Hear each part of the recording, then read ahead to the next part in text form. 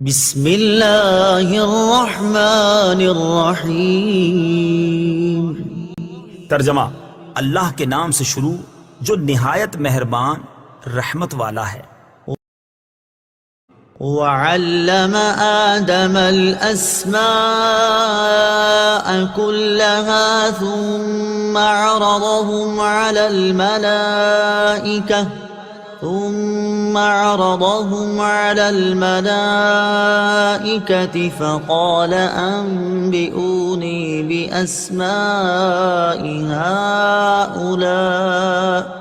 فقال أنبئوني بأسماء هؤلاء إن كنتم صادقين۔ ترجمہ: اور اللہ تعالیٰ نے آدم کو تمام اشیاء کے نام سکھا دیے، پھر ان سب اشیاء کو فرشتوں کے سامنے پیش کر کے فرمایا اگر تم سچے ہو تو ان کے نام تو بتاؤ۔ قالوا سبحانك لا علم لنا إلا ما علمتنا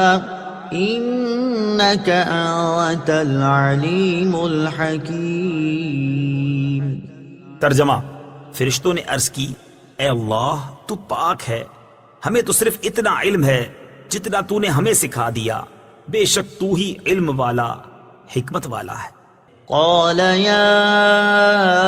آدم أنبئهم بأسمائهم فلما أنبأهم بأسمائهم قال ألم أقل لكم إني أعلم غيب السماوات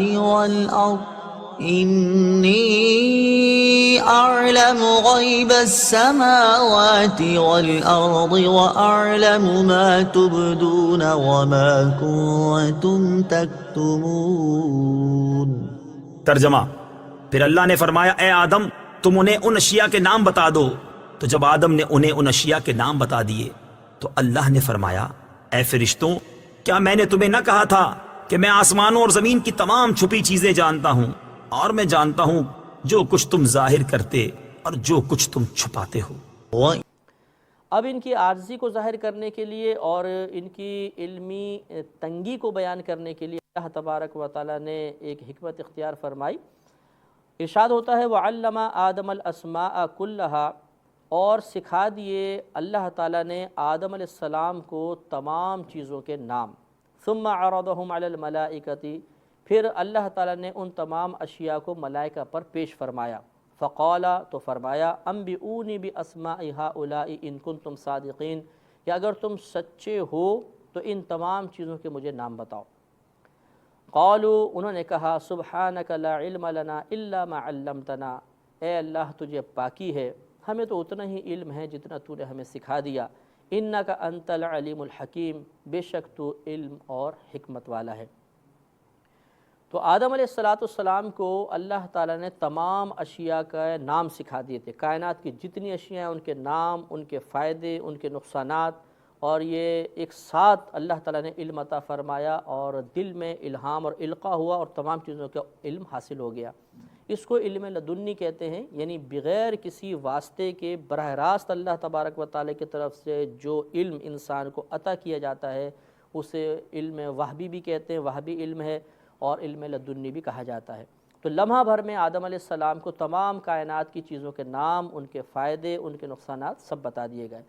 اور ان بہت سی ایسی چیزیں تھیں جن کو فرشتے نہیں جانتے تھے، تو اللہ نے وہ تمام چیزیں ان کے سامنے پیش کر دیں کہ ان کے نام بتاؤ۔ وہ نام بتانے سے عاجز ہو گئے تو انہوں نے اپنی عاجزی کا اظہار کیا۔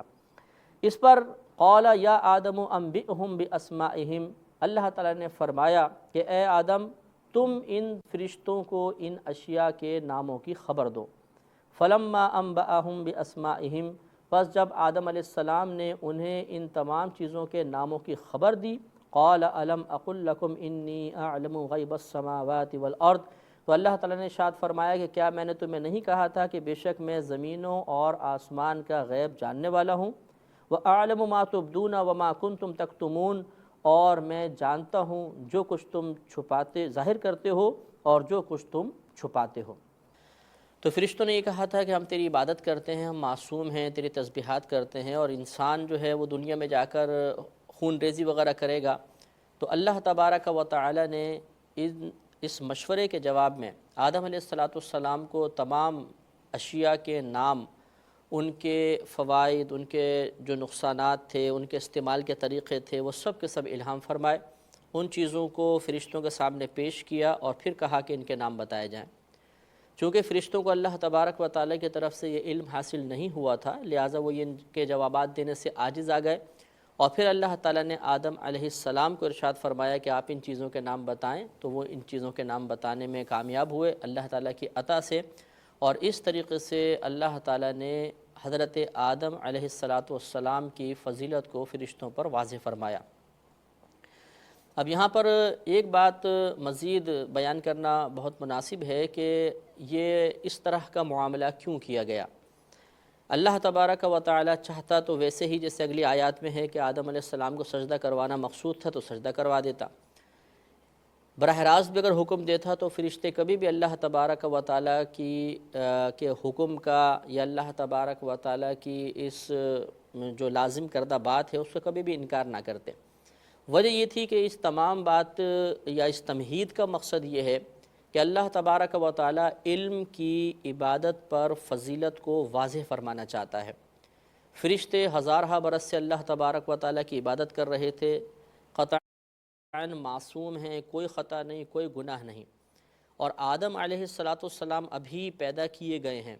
لیکن چونکہ آدم علیہ السلام کو علمی لحاظ سے فرشتوں پر فوقیت اور افضلیت حاصل تھی، لہٰذا اللہ تبارک و تعالی نے اگلی آیات میں حضرت آدم علیہ السلام کے لیے حکم ارشاد فرمایا کہ تمام فرشتے انہیں سجدہ کریں، ابلیس کو بھی حکم دیا گیا۔ اس سے یہ معلوم ہوا کہ عبادت چاہے کتنی ہی کثیر کیوں نہ ہو، لیکن علم انسان کی بزرگی کے لیے کافی ہوتا ہے، اور علم انسان کو عبادت کے مقابلے میں زیادہ مراتب دلواتا ہے۔ ضمناً مشکات شریف کے حدیث پاک بھی سماعت فرمائیں کہ ایک مرتبہ نبی کریم صلی اللہ علیہ وسلم مسجد میں تشریف لائے تو دیکھا کہ صحابہ کرام کسی معاملے میں آپس میں بحث کر رہے تھے۔ آپ نے دریافت فرمایا کہ کس معاملے میں بحث ہو رہی ہے؟ تو ایک صحابی نے عرض کی، یا رسول اللہ صلی اللہ علیہ وسلم، ہم بنی اسرائیل کے 2 اشخاص کے بارے میں بحث کر رہے ہیں، جن میں سے ایک عبادت گزار تھا اور دوسرا عالم تھا۔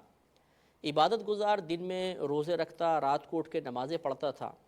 جبکہ عالم صرف فرض عبادت پوری کرتا، نوافل کی کوئی کثرت وغیرہ نہ کیا کرتا تھا، لیکن وہ لوگوں کو جمع کر کے علم سکھایا کرتا تھا۔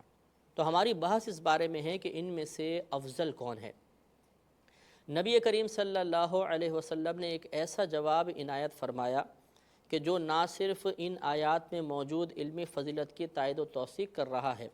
بلکہ قیامت تک کے لیے اس بات کو واضح کر دیا کہ عبادت چاہے کتنی ہی کثیر کیوں نہ ہو، اس کے مقابلے میں جب بھی علم آئے گا تو اللہ تبارک و تعالی علم کو عبادت پر فوقیت ہی عطا فرمائے گا۔ لہٰذا آپ نے ارشاد فرمایا کہ اس عالم کی اس عابد پر ایسی ہی فضیلت ہے جیسی میری تمہارے کسی ادنا پر فضیلت ہے۔ تو آپ غور کیجئے کہ تقابل کتنا احتیاط کے ساتھ اور کتنے واضح انداز میں ارشاد فرمایا کہ جیسے میری فضیلت تمہارے کسی ادنا پر۔ تو ایک تو نبی کریم صلی اللہ علیہ وسلم اور پھر اس امت کا ادنا، اعلیٰ بھی نہیں، ادنا کو مقابل میں رکھا، تو اس فضیلت کا اور اس قدر و منزلت کا اندازہ کرنا تو ممکن ہی نہیں ہے۔ نبی کریم صلی اللہ علیہ وسلم کے درجات کتنے بلند ہیں، اللہ تبارک و تعالیٰ کی بارگاہ میں آپ کی کیا قدر و منزلت ہے، ہم آیات کریمہ، احادیث کریمہ کے حساب سے کچھ نہ کچھ اندازہ تو لگا سکتے ہیں، لیکن 100% کوئی بھی نہیں بتا سکتا۔ اللہ نے آپ کو بہت عظیم مراتب سے نوازا ہے۔ تو گویا کہ آپ کے کہنے کا مقصود یہ تھا کہ عالم کی عابد پر اتنی فضیلت ہے کہ جس کا اندازہ ہم نہیں کر سکتے ہیں، اندازہ لگانا دشوار ہے۔ اس سے یہ معلوم ہوا کہ انسان کو چاہیے کہ وہ علم حاصل کرتا رہے، عبادت کی طرف اس وقت متوجہ ہو جب وہ اکتساب علم سے فارغ ہو جائے، یا مطلب جو اللہ کی فرض و واجب کردہ عبادات ہیں ان کو ادا کرے، اور اس کے بعد جتنا وقت بچے وہ علم حاصل کرنے میں لگائے۔ ہاں، ضروری علم حاصل ہو جانے کے بعد پھر کثرت عبادت اس کے لیے بہت نافع ہے۔ اس سے ہمارے وہ مسلمان بھائی اور بہنیں بھی درس حاصل کریں کہ جو عبادت کے معاملے میں، وظائف کے معاملے میں بہت زیادہ تگ و دو کرتے ہیں اور اپنے آپ کو مشقت میں مبتلا کرتے ہیں، اور وہ سمجھتے ہیں کہ ان عبادات کے ذریعے ہم اللہ تعالیٰ کا بہت زیادہ قرب حاصل کر لیں گے، اور علم کی طرف زیادہ متوجہ نہیں ہوتے۔ بلکہ یہ بھی اس معاشرے میں دیکھا گیا ہے کہ اگر کوئی عبادت گزار ہے، مثلا وہ تہجد پڑھتا ہے، اشراق و چاشت پڑھتا ہے، قرآن عظیم کی زیادہ تلاوت کرتا ہے، اور اس کے پاس اتنا علم موجود نہیں ہے، تو وہ اس عبادت کے مقابلے میں ایک صاحب علم کو حقارت کی نگاہ سے دیکھتا ہے۔ وہ علماء کے جو زیادہ عبادات نہیں کرتے بلکہ علم کی خدمت میں مشغول ہیں، وہ انہیں تعجب کی نگاہوں سے دیکھ کر یہ کہتا ہے کہ ان کا کیا فائدہ، یہ نہ تہجد پڑھتے ہیں، نہ اشراق و چاشت پڑھتے ہیں، اور اس کے دل میں شیطان ایک تکبر بیدار کر دیتا ہے کہ 13 مرتبہ اللہ کی بارگاہ میں زیادہ ہے، یہ لوگ تو اتنی عبادت بھی نہیں کرتے، ان کا درجہ کم ہے۔